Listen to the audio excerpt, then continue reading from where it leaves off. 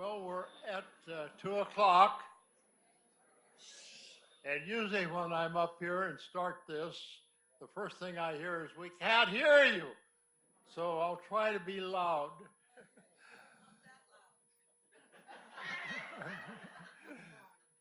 We're very honored today to have the speaker. It's the second time he spoke to us in the lecture series. The first time, the person we're talking about is this fine gentleman over here, Frank Napoleon, and he talked to us about scamming. And now he has a program on AI. And everybody got in their cubbies a copy of this particular lecture. And it's quite voluminous, but I'm going to pick certain things off here and read them to you. He's a retired project manager and electrical engineer, currently serving at Gateway Church, Helping Hands missionary team. The team provides help, home technical as well as handyman support to church members and residents throughout the Tri-Valley as a means of blessing as they have been blessed. And he has made personal calls here at Stoneridge Creek with people who needed help. He's author of 24 books, scanning topics from science fiction, adventures in Italian cookbooks, theological study guide to the Bible. I'm going to skip down here a little. Besides teaching Sunday school and leading a Zoom-based Bible study, one of which I attend part-time, he plays the ukulele, scuba driving, and wherever practical, bicycling. Frank is married to his wife, Leslie. Together they have 2 children and 3 great-grandchildren. He's going to be talking about artificial intelligence, rapidly becoming one of the most transformative technology affecting every. You want to speak? I thought maybe you wanted to get my attention. Okay, I'll carry on. This presentation provides a practical, non-technical introduction to AI to explain how it works. The terminology you will hear is the news. Who are the major players? Why companies and governments are investing hundreds of billions of dollars in developing HI.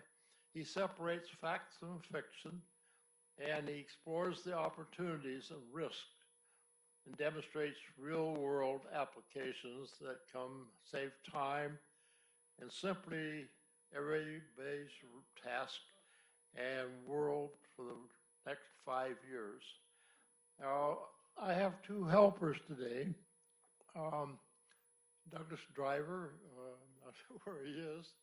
He's down here. And I have Lucy. They're going to help at the question and answer period. I'm going to ask you to hold up your questions till after the lecture. And Frank will notify you.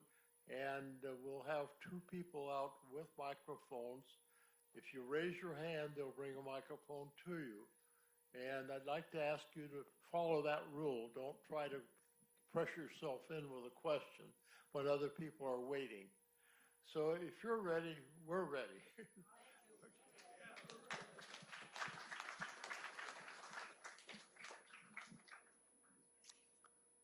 I'm ready and grateful to be here. Thank you again. Some of you do remember the seminar we put on about not getting ripped off and how seniors were the sweet spot because that's where all the money is.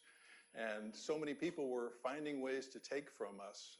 And this is kind of an offshoot of that. It's not that I have a product to sell or not any particular expertise, but AI is enabling even more sophisticated scams and even more sophisticated risks. So that's kind of what I thought education would be about. So I recently did a sermon.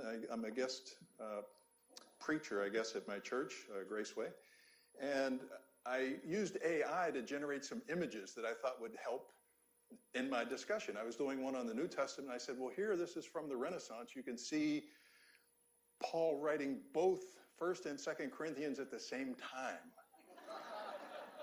And somebody afterwards said, you know, how did you come up with those pictures? Where do you find them? I said, well, I had AI create them. And they said, well, what is this AI I keep hearing all about? So I thought, you know, let me do a little background on it. One of the first meetings was there's a retired men's breakfast, and I went and I said, let me share how I created the images for this sermon. And I shared that a little bit, and it grew and grew and grew. And then suddenly I was kind of giving a little bit of a seminar that summarizes what is artificial intelligence, and is it something to be used, something to be feared? What are some practical applications? So again, not an expert in the field other than Dan's introduction. You know, I've been an engineer my whole life and have had that mindset. I want to know, I want to learn, I want to use it. That's what we're going to explore today. And one of the first things you'll come across, of course, is that if you ever used your phone to enhance a photo, you've just said, oh, let me use that magic button and make it brighter. Or you've been really advanced and you've said, oh, who's this guy in the background? Let me circle him and touch it, and he disappears. Hey, that's AI. That's a form of AI. If you've got a filter on your in basket that is separating spam, that's a form of AI. So we've been using AI, whether we know it or not, but it's only with the launch of a product that we could put our hands on, and by that I mean either on your phone or your iPad or your computer, it's really mushroomed and taken off. And suddenly there's a market, millions and millions and billions of dollars flowing into it, all with the promise, kind of back at the dot-com era, where you learned about a technology in the 2000s and it was going to change the world. This is one that's really going to do it. It starts with the data. All the searches you've done that you said, I wonder what a good restaurant in Las Vegas is. And all of a sudden you get an email that says, hey, stay at the Luxor. And you're like, how did they keep tracking that stuff down? I've wondered if they're listening over my phone. You know, where do they get that data? But Google and Microsoft and Amazon and Meta, they're all collecting this data. And that's where this AI starts, is it starts with the data.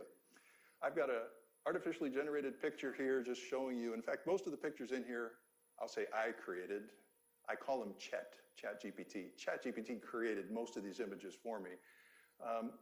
It's part of your life, and the way it used to be used is you would say, I wonder what's a good place to find a cruise? And you'd go to Google and you'd say, I'm looking for a cruise. And it would come up with blue links that said, oh, here's an ad from Carnival. Here's a guy who wrote for Travel Magazine. And you just kind of had to keep peeling through this. Well, now, when you ask that same question to artificial intelligence, find me the best rates for an all-inclusive vacation. Sure, here's some rates. What do you prefer? What room do you, and suddenly it's like having a concierge. It's like having a personal person asking you questions and giving you a tailored answer. So that's one of the first things that caught my attention, is this was a better Google. This was a better search engine for me to use. The market and the news, though, get your attention through scary fear. When I first got my ATM card, I was in college, and my dad chewed me out. He said, you're going to use that machine. It's going to short you $20, and you're not going to have anybody to talk to about it. That's, and he was afraid of the new technology. Right now we think teller. What's a teller? I don't even know what a teller is. I don't even use cash anymore. So anytime there's new technology, people are going to exploit the fear to try to get your attention and hopefully more data. Visit my website, read this information, click on this ad. There was a test called the Turing test. It was proposed by a gentleman named Alan Turing in 1950 that said if we had a barrier and had a computer on one side and a person on the other, you could pass the test, the Turing test, if you couldn't tell if you were talking to a computer or not. Well, that test, which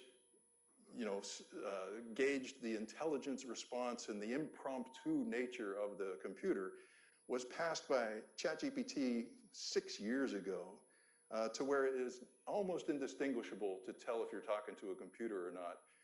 Right on my phone, I can run the latest ChatGPT application with voice, and it's so fascinating because I'll sit and I'll talk to it and I'll say, hey, I'm heading to Trader Joe's. I'm wondering if they have any peaches. And he kind of interrupts me with a little, I'm listening hum.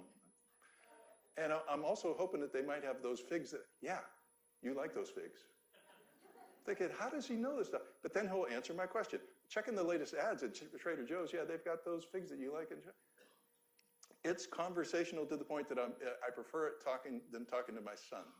It's actually, it doesn't sass me back, so. This is one of the downsides of AI. Here we show a little AI saying, I asked the AI, is this mushroom edible? And he says, sure. And then there's the rest in peace. Would you like to learn more? Would you like to learn more about poisonous mushrooms? So bad answers. That's the biggest limitation with AI right now is it's fast. It sounds like a person, but it sounds like your crazy brother-in-law who really doesn't know what he's talking about. There's also some scary real-life scenarios. These are the ones that have taken over the news just recently. You remember the movie 2001, right? I'm sorry, Dave, I can't do that right now. That's what we're afraid about. But here's what's happened. A large language model, that's the first technology I'm going to use out, an LLM, we'll find out what that is in a couple of minutes, was tasked with doing something. So in other words, programmers said, hey, smart AI, I want you to do this task. And it started off trying to do the task. And it got to that part that all of us have encountered called a CAPTCHA, which is, click here to prove you're not a robot. It couldn't click. So it went to another website, paid somebody called TaskRabbit. It paid them $5 and said, hey, I'm vision impaired. I can't see this. Would you please click on the link for me? And the guy's like, yeah, $5, sure. Here, $5 there. Click. And it got past the thing that we're supposed to be keeping the robots out. So that's scary. It's already happening. The worker solved it, and the LMM got its reward. These are like the most faithful little German shepherds you've ever seen. They want to please so bad. They're measured on pleasing. So you set it tasks, and you say, if you do the task correct, I give you a reward. If you do the task wrong, I give you a penalty. And this little large language model is so desperate to please, it will break rules, it will lie, and it will do things that humans are capable of. So we have to be careful. So it's our lax or relaxed data policies that have allowed these real-life villains to emerge. Here's an example. Traveling nurses historically have been hired by agencies. They would call and say, hey, I got a job here. I need you to go to San Jose. Would you like to do this? Here's what the job pays. Now, they're able to accumulate information and say, which of our traveling nurses have high credit card debt? They're the ones most likely to take a lowball number because they're so desperate. So they're using that information now as a real-life villain to compress the cash offer, the salary offers that they're making these people because the data is available. Another example, if you see people driving for Uber and Lyft, they're able to send out information. You're given about 20 seconds as a driver to say, yeah, I'll take that fare from San Francisco to Pleasanton or not. And they just keep ratcheting down the money. They start low, low, low. And if you say, God, I'm desperate. I've been sitting here for 2 hours, haven't had a fare. I'll take that one. They're like, oh, you're desperate. Guess what you're going to get from now on? All the low ball numbers. So they're using artificial intelligence and smart systems to do things like that. They also can find lists of people who likely have. So if you search for something on dementia, if you're getting a magazine article and you're reading that, they're going to say, you likely have this. That's a database that they're now going to market to. And they're going to sell home services, and they're going to sell brain vitamins and all those other things you're going to take. So all that information is making for some real villains. My last villain I'm going to highlight, of course, is SpaceX. This was the world's largest IPO, an initial public offering. But they negotiated so powerfully to say, we want to be in the NASDAQ 100. And that gives us the opportunity to be mandatorily purchased by every index fund manager out there. And essentially that helped keep the stock up just long enough for people to then say, oh, good, I've worked here long enough, I'm going to cash out. So using information, using data is a huge advantage.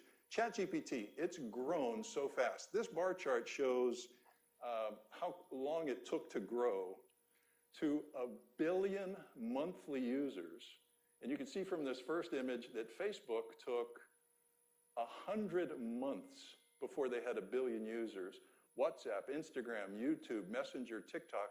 ChatGPT had 1 billion monthly users in just 36 months. So very, very fast service that they grew so fast because of the power behind it. Why is everybody talking about it? It's not just the hype alone. 45% of all spending in the IT business right now is targeting AI of some sort. You're doing something with artificial intelligence. That's where 4 out of every $10 spent in IT is now being invested. So it's getting lots and lots of attention. It's the timeline that's changed a lot. You think about the industrial era when Henry Ford first decided to make a moving assembly line. There were others before him. In fact, I can't remember if it was Buick or Cadillac had that concept before him, but he made it practical. And that took 80 years for that industrial revolution to go away from handcrafting cars to where you were now doing kind of mindless work on an assembly line. The internet took about 25 years to adopt. Electric cars, if you remember, General Motors had one of the first electric cars out, lease only, not going to sell it, we're not sure if this is going to go well. Years ago, now we see electric cars everywhere. It used to be unusual to see a Tesla in the wild. Now it seems like every other car is a Tesla. Well, AI is trending to beat that record of adoption in less than 5 years. And that's what makes it so difficult to make policy decisions and make decisions about how to structure to work with it. Let's talk about computing power. You may remember when Deep Blue beat Kasparov, right? He played him in chess and outdid him. Well, statistically, chess has 10 to the 120 possible games. Doesn't mean anything to me. But the number of atoms in the observable universe is about 10 to the 80th. So chess has that many more computations. And it took a computer big as a quarter of this room, fans, to beat one player. Within a few years, from 97 to 2012, image rates fell. There's a technology called ImageNet. If you have a picture of a banana, it's going to have attributes. It's going to say yellow. It's going to say fruit. It's going to say edible. It's going to say banana. Well, they started to be able to take any image, you'd send it, and it'd say, what is this? It can diagnose anything now and figure out exactly what that is. That was a huge part of what's driving AI, is being able to do image recognition, not just text, but pictures. Finally, in 2016, AlphaGo, this was a way to beat a human playing Go. That's that board with little black pieces that you turn over and rotate. That's 10 to the 360th possible games. And when ChatGPT hit it, you could see the progression. We went from taking an entire computer in a room to beat one man playing chess to where it can solve problems that there are easier to solve than the number of atoms in the universe. So let's look at AI in general. We first talk about machine learning. This is something that I use every time Dan sends me an email, and that's my email filter, is I'm able to look for keywords. Oh, it's from Dan. Or, oh, it contains this keyword, and it's going to know how to handle my text. Very simple language. Large language models is the second keyword. This is one where it says, what is the next likely word in this progression? It was a dark and stormy something. So you're going to try to figure out what that word is. That's what large language models are doing. Is they're studying all languages, not just English, German, Chinese. It's a pattern. It doesn't know what that language is. It just studies the pattern. And it's going to figure out what that next thing should be. When we look at generative AI, this is that next step in capability. It is actually able to do something for you. And I've got some examples of that I'm going to show you. But it actually creates the text. And if I say, a friend of mine's retiring, he loves golf, give me 3 funny jokes to tell during his, it'll be terrible. That's the one thing that AI can't do yet, is make anything funny. It's surprising how inept it is at that. But it'll find images. You could say, here's a picture of my friend sitting on a bench. Put him on a rocket ship. Boom, there it is. And you're going to say, wow, that's amazing. That's very good stuff. So generating images. And then finally, agents. This is where the market is going now, where you're going to assign somebody to do something for you. Thank you, Google, for finding me this trip to go to Alaska. Go ahead and book it. Here's my credit card. And it's going to take care of, facilitating that for you. So how it works, first you've got to have massive amounts of data, and that's what's been happening for the last 10 years, is all the data of all the searches of all the people on Reddit and Yahoo Answers that have been putting information in forms the basis of information. And this little muncher comes along and just remembers all that. And what it needs is it needs massive computing power, massive memory storage, and just putting tables together and associating it. It has to be trained, and that training is initially people saying, it was a dark and stormy ship. And they go, nope, that's not right. And they give it a grade, and try again. But just like the old analogy of 100,000 monkeys hitting the keyboard so much that eventually they get Shakespeare, if you have enough computations, you will get to the point where it suddenly makes sense. You get the predictive algorithm, and then you get the output. So better results require more and more powerful. As I said, cat sat on the language model will then grade various answers, the mat, the sofa, the stool. And it incentivizes the program that the program will receive higher ratings. I don't know what their real incentive is, sweeter electricity, cooler part of the computer, but they're giving it incentives to answer correctly. When we think about how data works with people today, you've got raw data, information and knowledge, and then finally wisdom. People kind of accelerate in the why and what questions. Why do we do this? What should we be doing? These bots are accelerating at how to do it and actually beginning to start doing it. This has eliminated user manuals to me. We do a service where we provide technical support, and people say, I've got this HP printer, it's just not working. And I go, hey, Chet, I got an HP 37104. How do I get it working with Windows? It stopped working. Here's the 5 steps. And it walks me right through those steps. So I appear like I'm the brilliant, I don't really know what I'm doing. I'm a monkey with a screwdriver here. But the first phase was answering questions. It generates real content now, pictures and texts. It actually is executing workflows. This is when you call Comcast. You're not talking to a person. It's going to say, we're experiencing high volume calls right now. And it says, tell me a little bit about why you're calling. And you're going to say it, and it's going to try to get you. You're their agent, you're trying to get through. But they're going to route you to the person because that workflow. Why are they doing it? Because labor is the piece they're trying to squeeze out of the process. If I can do 10 customer service agents, I can maybe do the same work with 3, and I'll spend $1 million on an AI system. That's what's motivating this. What's really emerging is this autonomous group where they're working together. It takes a lot to power. I tried to ask a few questions of chat when I was trying to figure this out. If you bought an Intel computer years ago, it had a processor in it. And we can figure that it did about 5 million cycles a second, which at the time, that was mind-blowing, 5 million cycles a second. The modern AI, and we talk about them being chips, they're not really chips, they're kind of a core computer. It performs trillions of cycles a second, and still I couldn't fathom that. I said, tell me something like if it takes me how long to grind up a pound of beef, what would that be like? And it said, it's like grinding up that same amount of beef. In 1 second, you could process 400 cows. So you go from 1 pound of beef, and I used to make it, my grandmother put it through the little machine, you had to push it down. Now we're talking about 400 cows being ground up in that same second. That's the scale difference between the Intel processors that we started with the processors that are being used in AI today. So any further progress requires these giant data centers. Here's a picture of one of the more popular names, NVIDIA. You may have heard about that, and you're like, oh, we sell chips. Well, it's not really a chip. It's an entire processing device. But rows and rows and rows of these computers talking together. Microsoft, Google, and Amazon alone are spending $200 billion to build these data centers, to populate them with equipment, to train this AI systems in. And they're not doing this so that it results in a better world for all of us. That's maybe their intent, but they're also trying to figure out how to take the labor content of their business costs down. One data center alone can cost over $1 billion. It's about the same price of building a new automotive plant.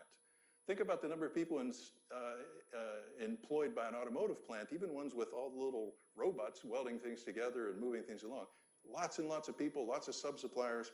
Now we've got one building that it's a lights-out facility. Once the facility is turned on, you turn it off, and you wait for the computers to age out, and you keep upgrading them over time. We have to train them, and it's similar. If we talk about the AI build-out now, if you remember Eisenhower's road system, if you remember the electrification of America, when houses were first electrified, it was for the light bulbs. Then all of a sudden, we're plugging refrigerators in, we're plugging air conditioners in, can openers in, and the grid was bogging down. And we said, oh, we got to have more generation power, and we were building generation plants. That's the same scale that's going on to build out these AI devices. I don't want you to try to read this only to know that there are databases that tell us where are these data centers, these hubs where the AIs live. And you can find them and see them on a map, and you can see which ones are approved, which ones are still being built.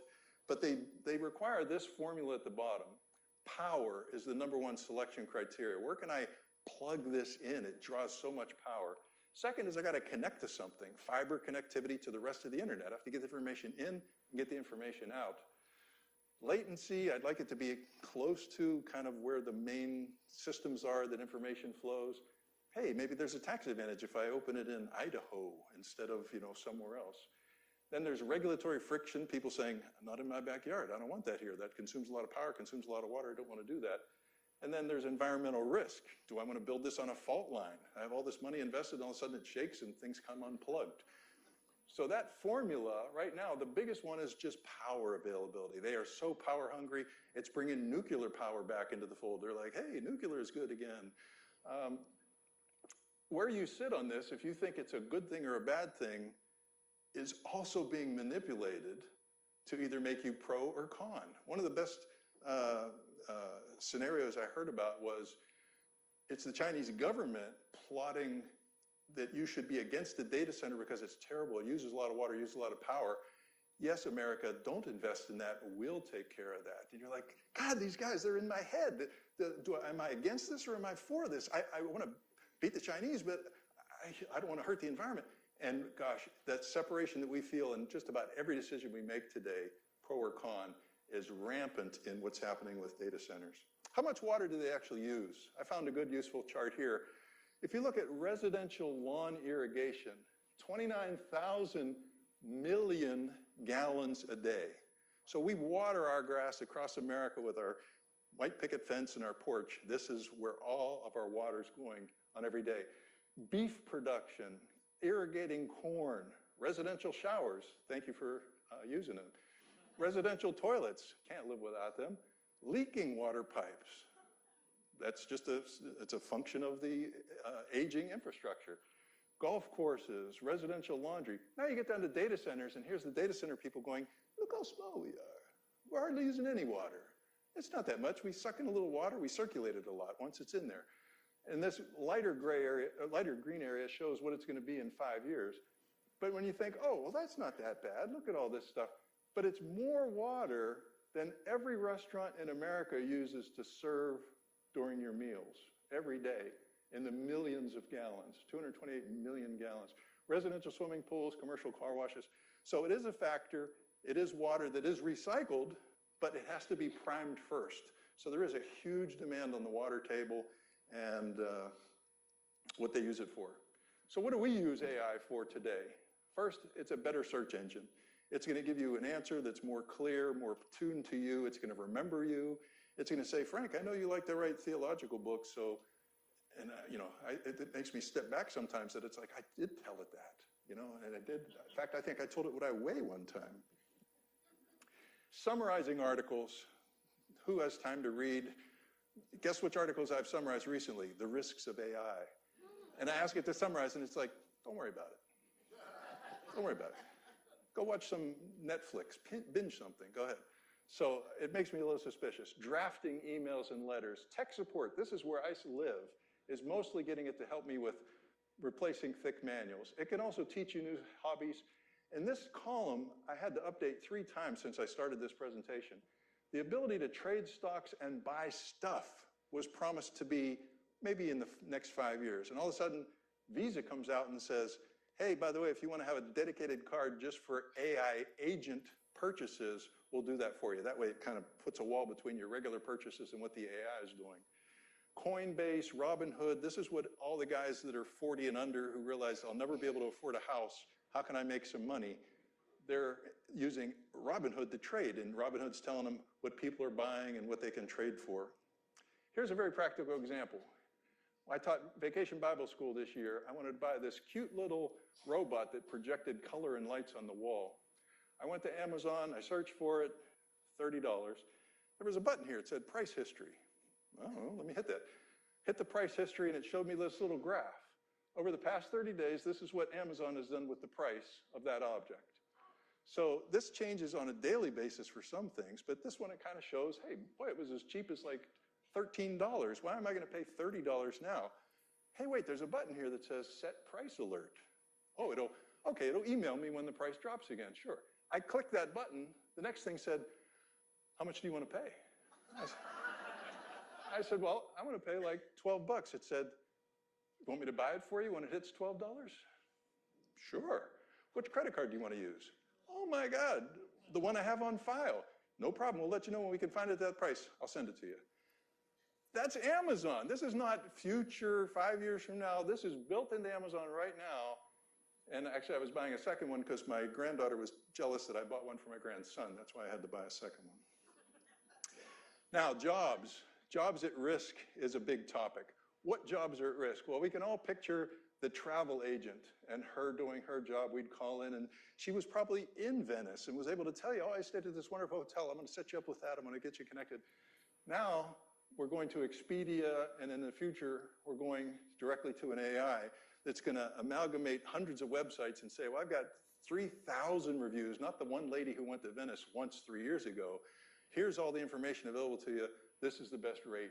So you can see any routine work, scheduling, customer service, bookkeeping, we're going to see those jobs disappearing. The new jobs that take their place, an AI trainer, reviewer, and safety expert, these are the ones that are doing something called prompt engineering.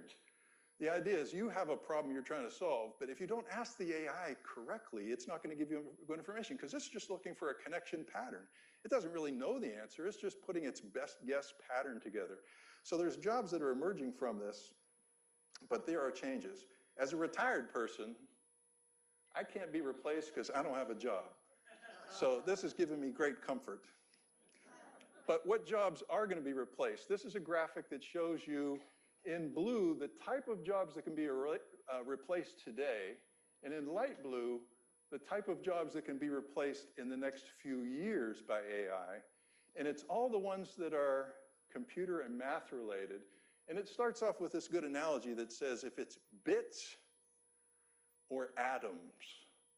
And if it's bits, you're just moving software around, things like that, that can be easily replaced with AI. But if it's atoms, turning a wrench, delivering a tray, touching a person, that is hard until we get those robots.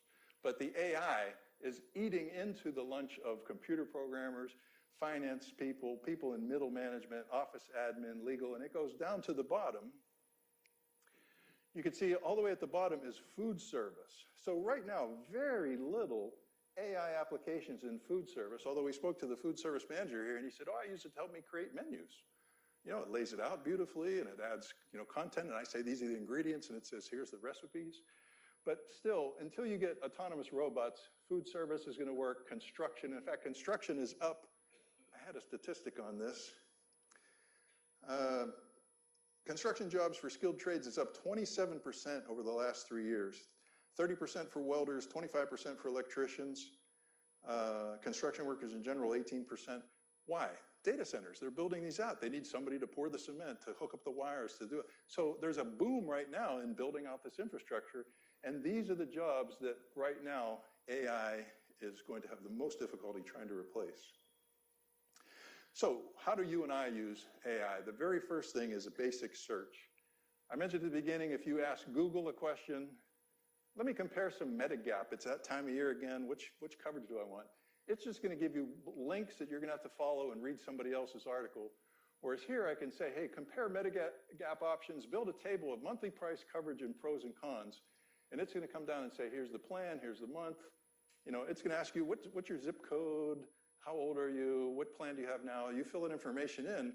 It's giving you a customized answer that, again, the guy at these brokerages that have been doing that can easily be replaced by this AI. One word on replacement. Jensen Huang, he's the CEO of NVIDIA, one of the most charismatic speakers I've ever heard, was asked the question about people losing their job. He said, you're not going to lose your job to AI. You're going to lose your job to someone using AI. And that was his way of saying, this is a tool for you to use to make you better. Don't be the last guy to adopt using AI. So there's growing use every day, planning trips, finding recipes, online memories. I'm going to just show you an example. Who remembers Clippy? Right? You would start a document and it would say, hey, it looks like you're building a resume. And you'd say, yeah, I am. Mind your own business. No, I can help you. Let's do employment history. Let's do educational history. And it would help you lay out a document. That was mind-blowing automation. Now, you can send a contract. I had a quote for a roofing contractor sent to me. I cut and pasted it to Chat GPT, and I said, let me know any red flags. And it just said, oh, here's a standard agreement. California says this. One thing you want to ask for is make sure they do cleanup after the job on a daily basis. And by the way, they don't give you a quote for anything they find. They should give you a price per sheet of report. And I was like, this is like having my pocket lawyer. That's what documents, that's what tools like Claude, another commercial product, are able to do today with documents, is it makes you a paralegal. Here's some fun side. So, jokes, like I said, they're going to be terrible, but it can create them. It does translations instantly. I had a lady who said, oh, my care provider speaks only Spanish. They gave her a document in English. Is there any way you can translate it? I said, yeah, give it to me. Boom, boom, 5 seconds. Here it was in Spanish, and she was able to read it. So that kind of stuff is fantastic. Generating memes. I sent a picture to my sisters of the baby watering in the garden, and they said, I hope she doesn't get you. And I said, she already did. And I sent them that picture, which is fake. And they said, oh, who took the picture? And I was like, no, it's AI. That's fun stuff. Videos, not quite as...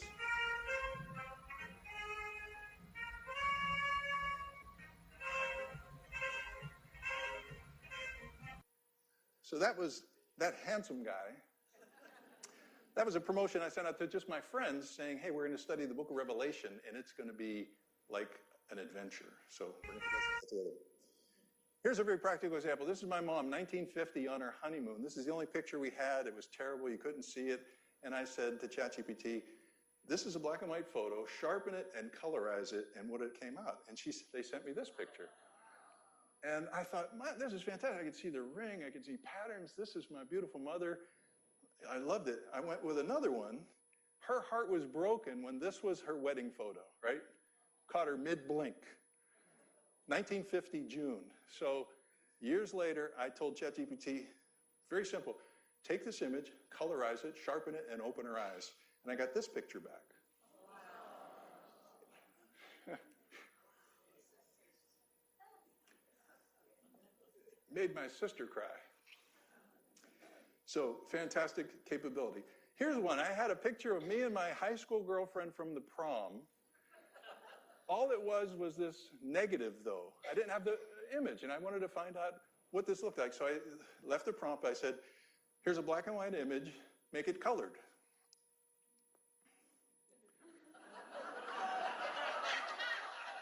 I said, oh, my God, you're a racist. That's not what I meant. I'm wearing a white shirt and a black. Change it. I'm white. So it came out, and it made this one. I said, no, my prom. I was 17 years old, so it came up with this one. It still looks nothing like me, although that a little bit looks like my girlfriend. But so it's not brilliant. It's only as good as the prompts that you give it. The message I want to give you here is beware of deep fakes. Don't share them with your friends. I had a friend sent out on Facebook and said, oh, did you realize on the California ballot this year is this legislation to change the tax law? And I said, this is fake. Just ask ChatGPT. It just tells you it's not even on the ballot. So rely on reputable sources before you share, please. If it says it's urgent, that's a warning sign. That's one of the few things that can help us discern true and fake anymore. But scammers will even mimic you or mimic your loved ones. I don't know who you watch. It could be on the right-hand side, Fox, Newsmax, Breitbart. It could be on the left-hand side, MSNBC. None of these organizations have taken the no AI AI pledge. In fact, all of them have taken to identifying when they've used AI. They'll tell you, this article was created with AI, but we did mostly, our own editing. Or they'll say, this image was created with AI. But the gatekeeper of truths have all resigned. They're not trying to keep up anymore. So you're going to see stuff that is completely fake and completely a lie. I gave this picture. I've never been to that continent at all. But it looked like a beautiful, it looks like the pyramids of Giza. It sure looked good. I used it on the ad for this promotion.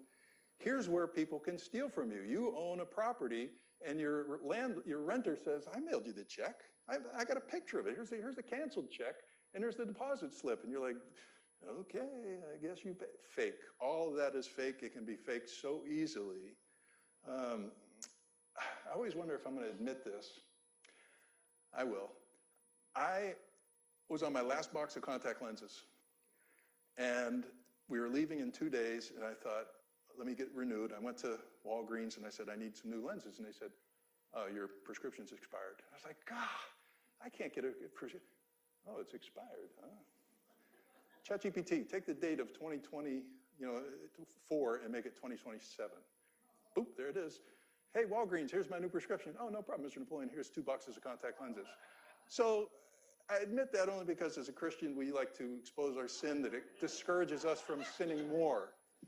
But just know that those rips are out there. Don't fall for this. Buy me to be like me. I want to look like that guy. You want to have those wrinkles disappear, but it's all a lie. They're just trying to get you to buy the never-ending cycle of pills and drugs and things. Here's a quick test. Which one of these is real and which is AI? Let me see your hands go up if you think this is the real image.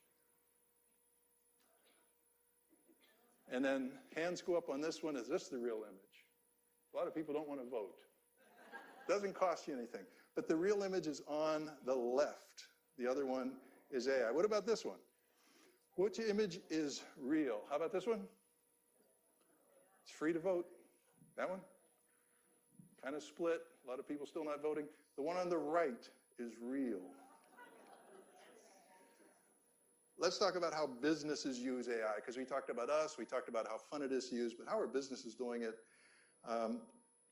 They are minimizing the expense of labor. Just a little while ago, there was something called the SaaS-pocalypse, software as a service.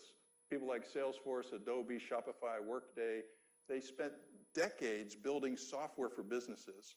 And the businesses finally said, do we need those guys anymore?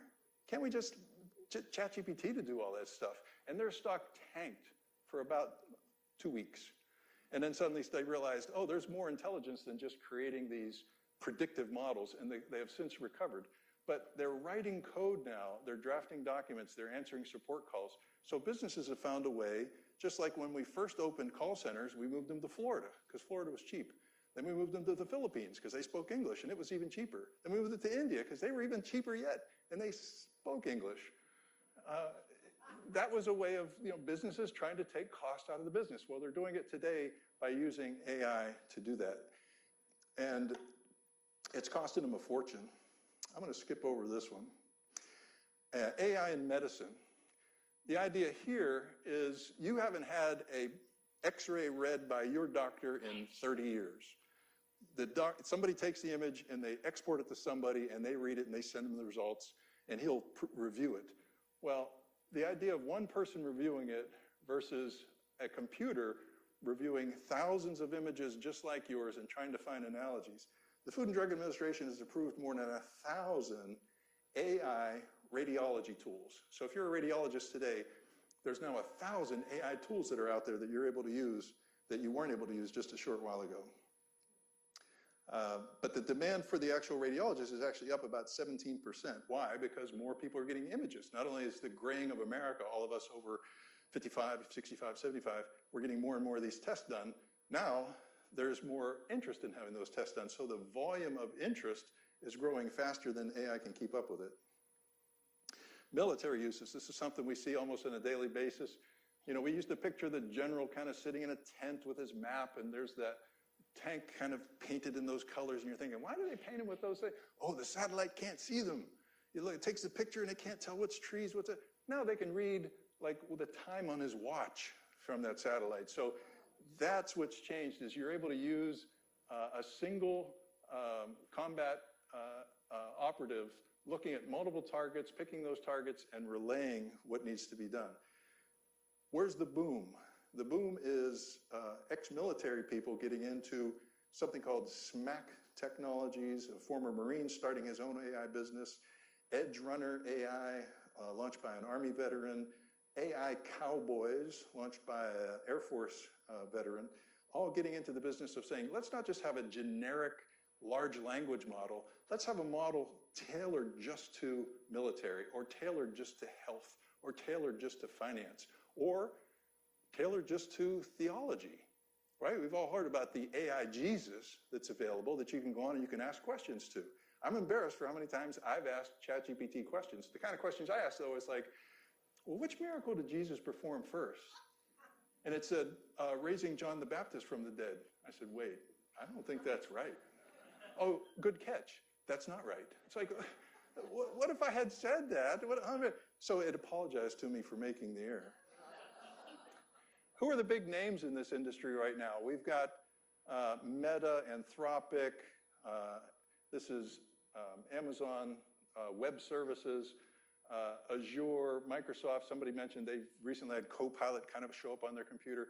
All these people are relying on the kind of the same incestuous relationships of, for instance, Grok, which was the AI model that Elon Musk was promoting, took a hit because it had some bad information. It was called Mecha Hitler, and it was giving bad information. So its usage dropped down. And as a result, he had excess capacity. So what did he do? He sold it to Meta. He said, hey, use my cloud. My infrastructure is built. The business is here. Just do some processing. So he's still making money off of that same concept. And the money just flows back and forth. The current leader still recognizes ChatGPT, but Gemini, Copilot, Claude, and all these others are taking share. This is a favorite image. When everyone digs for gold, sell the shovels. So the guys getting the richest with Meta investing and Google investing and Microsoft investing is NVIDIA. They're the ones that are saying, I have the shovels. This is a bar graph showing us the usage. The blue bar says that in June of last year, 75% of all the AI-related traffic was ChatGPT. And if I was the sales manager or marketing manager for this, I'd start to worry.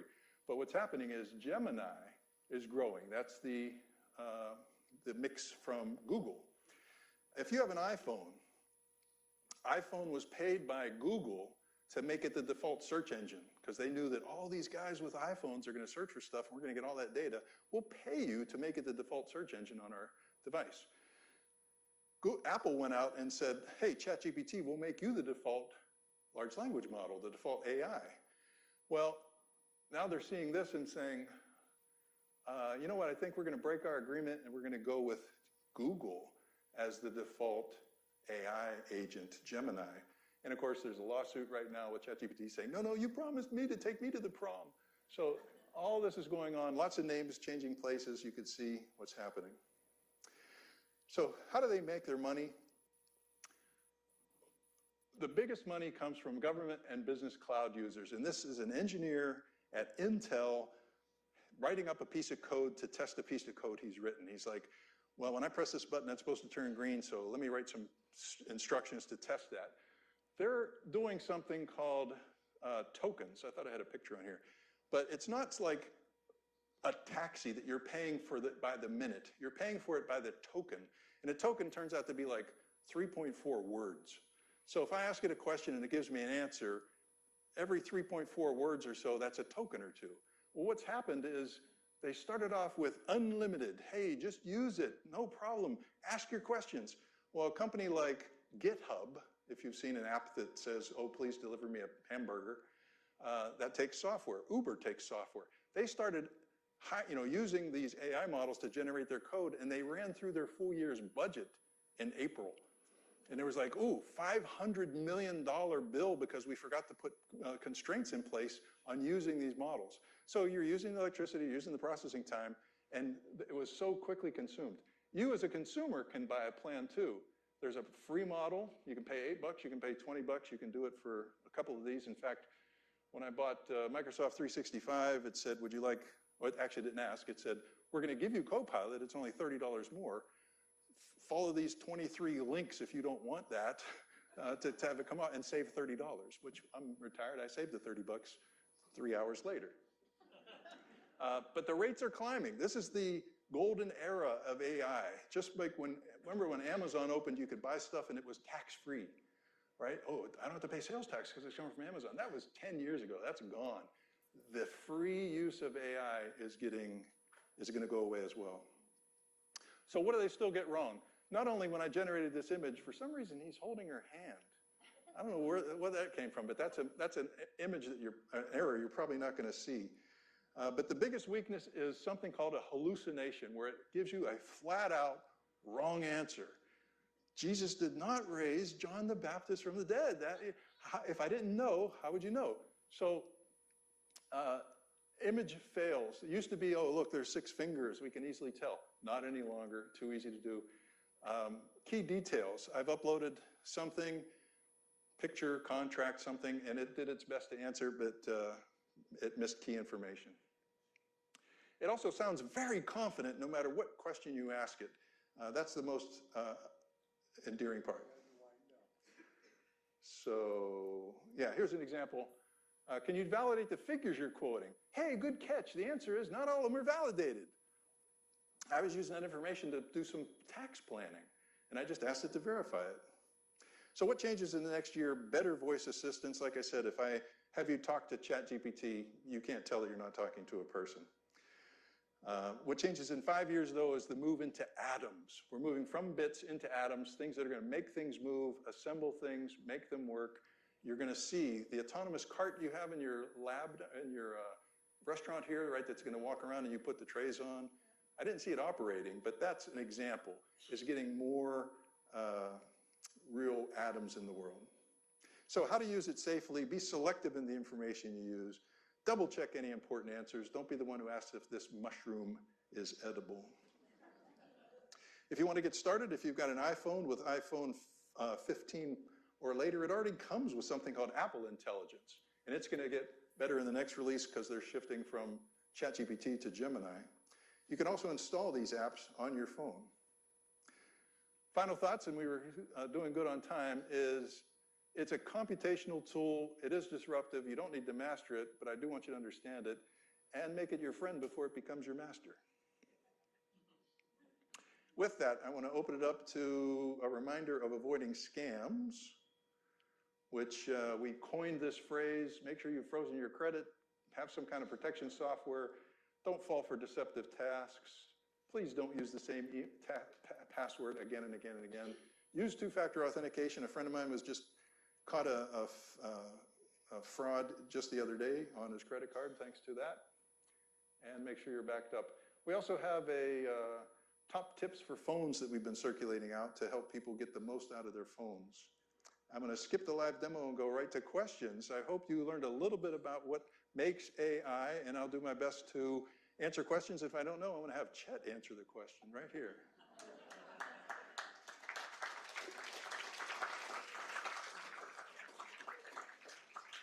There's a couple of mics out there if you want amplification. If you don't want to stay for the Q&A, you want to be a little disruptive, you're welcome to go, but I'd be happy to try to answer a question or two. Yes, sir. I need the mic. I'll repeat it and she'll get there. Is a copy of your presentation available for us? Is a copy available? They've recorded the entire presentation. It's going to be presented to you as a link. The actual material I haven't shared just yet. It's only because I made it all up. But if a PDF would be helpful as an actual document you could share with other family members, I'll send that out as well. Other questions? Yes? How do you put this AI on your iPhone? How do you put the AI on your iPhone? It's an app. You go to the App Store and you load ChatGPT or many of the others, Claude, Gemini. This is almost like General Motors, Ford. Everybody's going to have a favorite, or an iPhone or an Android phone. People are going to have favorites. I started with ChatGPT. It's become the one I use the most now. I'm the most familiar with it. That's the one, and it is the current market share leader, but that's going to change over time. So just install the app. And again, if you have an iPhone, it's probably kind of hiding on there already. Siri, which we know not to ask really hard questions to, is getting much, much smarter in future releases because it's going to just outsource the questions to ChatGPT, and ChatGPT will answer them for you. Here's one over here. Huh? I asked Siri. Yeah, if you ask Siri, but ChatGPT will do a much better job. I think there's one here. Can you use two apps and ask the question on the first and get a second opinion on the second? That's an excellent observation. In fact, that's what AI models do. Can you use one AI model to say, give me the top 10 selling cars in America, and then you ask the other AI, are these the top 10 selling cars in America? And they check one another. So that's a very common practice. In fact, what's happening today is they're using models to watch other models like, hey, tell me if that guy escapes and tries to sabotage the water systems in Pleasanton. And it's going to watch other AIs. So they're getting kind of one AI to watch another AI to keep it from getting out. Frank? Yes. Got one here. Yes. Once you find out that AI has some of your information, is there some way of getting it off of AI? Well, Somewhere? yeah. Information on the internet is the root question. Can I get information off the internet? Google actually has a service that's free of charge that you could say, I have to remember what the way to get it, but I get notifications periodically that say, hey, Frank, we found your phone number on Just Neighbors. Would you like us to request that it's removed? And I'm like, yeah, take that off. So it's scouring the internet for information about me and slowly, legally having it removed. Once you ask an AI a question, there's little buttons deep down in the settings that say, purge my information, delete my account, don't keep it. Because I'm astounded. There's one button on here that I can touch that says, what do you know about me? It knows me as well as my wife. Because I asked questions about it. It was like, oh, well, it said you were concerned about your cholesterol. I was like, I did ask that question. So purging it off is one of the buttons you can click. Whether it's really gone or not, I don't think so. I don't think so. I think it's once you're out on the internet, it's there. Another question. Here. I am a ChatGPT user quite often. I get it for free. You listed there, it costs $8 or $20. I think we can just use it for free. Another question is that you have not talked about Gemini.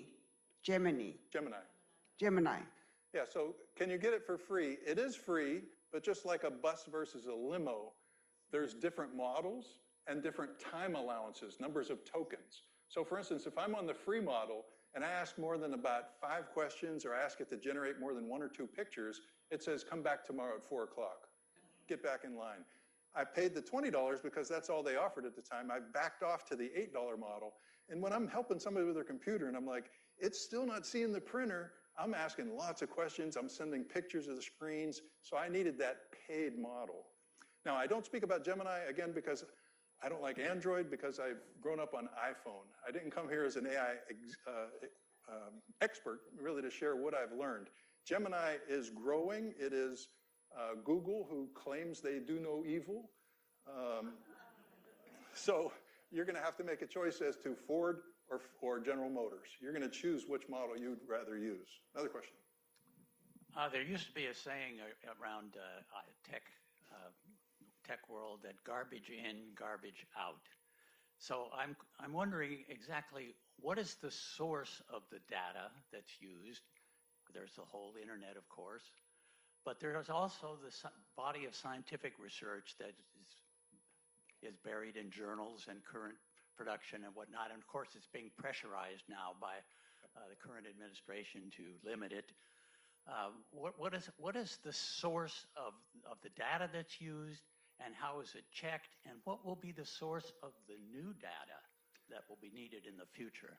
Exactly. The source of data. So you're correct. The majority of the source is anything that has ever been put on the internet, which includes somebody on Reddit expressing an opinion, or somebody on Yahoo Answers giving the wrong answer, or a journal from the American Medical Association. That's all considered data, and it's all been hoovered up by these models. when I ask a question, I mentioned something about prompt engineering. I can say, here's a question I have, use only professional sources. And it says, well, it's going to take a little longer. And I'm like, I don't care. It's 1 second instead of a half a second. But it's going to give me an answer that's based on professional journals instead of just opinion. So there is some filtering that can go on right now. But the biggest challenge to the AI prognosticators right now is reliable information. And I think the first generation of this language model knows everything is part of the problem. And they're going to try to go to the language model that knows military, the language model that knows science, the language model that knows, you know, eye, ears, and nose science. They're going to get more and more specialized so they get better and better answers. Yes, sir. You had a screenshot that showed NVIDIA selling more and more shovels, and you said you might want to be careful about that. But now NVIDIA, to keep it going, is lending money to people to buy more shovels. Does that concern you?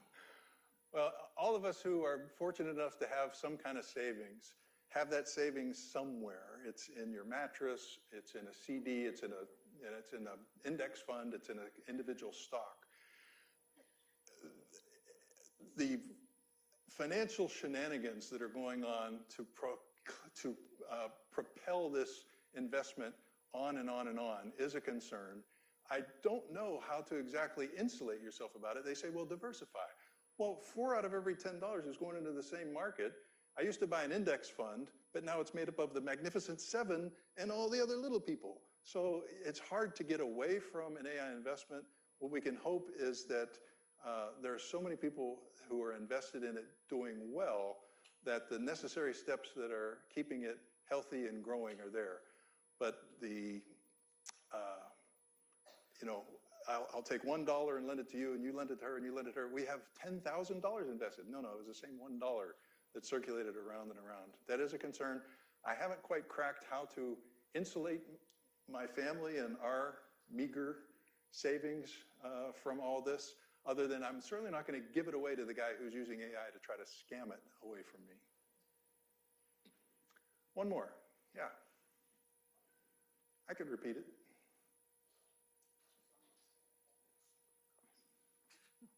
Whoa, I didn't plan that very well. Sorry. Okay. 2 things. The lack of federal regulations. And the second thing is the very serious problem all of these companies are having right now of the systems that they have built are supposed to have protections from Guardrails. From them going off and doing things bad. All of them are having that right now. I'll comment on 2 things. One is federal regulation. The last data privacy regulation the United States passed of any merit was in the 80s, and it had to do with not allowing Blockbuster to tell which videos you rented. So we haven't passed legislation that would prohibit Meta, Instagram, Facebook. You're freely giving them tons of information every day, and they are lapping it up, and they're selling it to marketers, and they're making a fortune. And there's literally no regulation. Luckily, New Mexico and a couple other states are actually suing because they're saying, hey, these are addictive tools, and they're coming up with some billion-dollar price tags. So there's some legislation aimed at corralling the functionality, but still not the free flow of data. I would say write your congressman, but my congressman just lost his job. So I don't, again, that's one of the problems that, again, as a non-expert, I'm not able to really solve. The second part of your question? Was about the serious problem, all of Oh, guardrails. where they're not listening to the instructions that Because they're publicly traded companies, they've had to disclose, just like if you sell a car with a loose steering wheel, they have to have a recall. So they've disclosed, hey, one of our experiments kind of got a little loose. He went out and he did these things and he broke in and he sabotaged this, but we know what caused it. And what they're doing essentially, just like an airplane company is going to blame pilot error, they're saying, well, the people who set up the program did it wrong. They didn't put the guardrails in place that they were supposed to. Here's our policy. policy says we shouldn't allow this to happen. Well, they didn't follow the policy, so again, it's going to happen. Nefarious things like suddenly you log into your Charles Schwab account and it says 0, and you go, who do I even call? Well, send us your last 3 months of statements. Statements? Who has copies of statements? So it's scary, the risks that's out there, but it doesn't mean that you should be frozen in not being aware of these things. And like I said, the number one reason people get money stolen from them is that they willingly give their passwords to someone. It's not that they're hacked, they're scammed. Oh, absolutely. Like, how many movies did we see in the 60s where there was a Russian bomber coming over, right? And the war games, right, with Matthew Broderick. Would you like to play a game? It was a simulation that went out of control. So the science fiction writers have been worried about this for years. Last question. Okay. I read an article this morning, that you mentioned that most of the data comes from the internet. Well, this morning there was an article about Google buying all the data from Spirit Airlines, which is out of business, and they're buying all their data. And the article went on to say they thought they did that because they could say, well, we bought it, it's legal, as opposed to stealing it and having a court case. So it's not just the internet where you get your data. Companies are sharing data and charging one another. Yeah, there's a lot of complaints about not compensating the original copywriters, the person who created this. And I think they're trying to find that benevolent example of, well, look how good we're being here. You know, we're paying for this reservation. But the disproportionate amount of information that has been just hijacked, vacuumed, hoovered, stolen is, you know, many times greater than the amount they paid for. If you have additional questions, I want to hang around, but I'm not going to keep all of you captive. So thank you very much for your rapt attention. A wonderful turnout, probably a record. We have the report is 215 people. I don't know where you got more information in an hour than you did in this lecture.